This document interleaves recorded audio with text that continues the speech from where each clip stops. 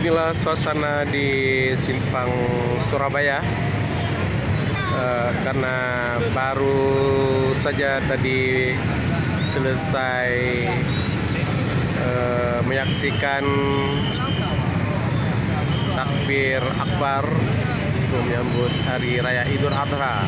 Ini di Simpang Surabaya. Mungkin semua masyarakat bersabar untuk melewati jalan di Simpang Surabaya.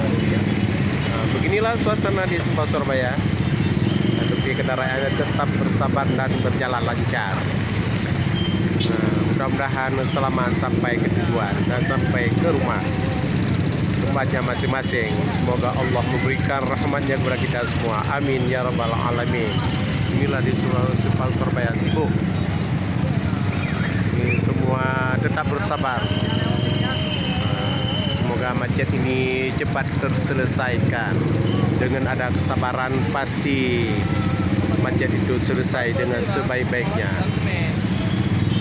Inilah laporan pada suasana di Simpang Surabaya ini.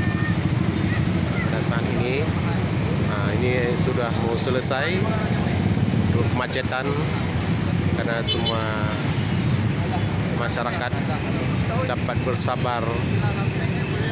Disinilah kebaikan manusia untuk sesamanya.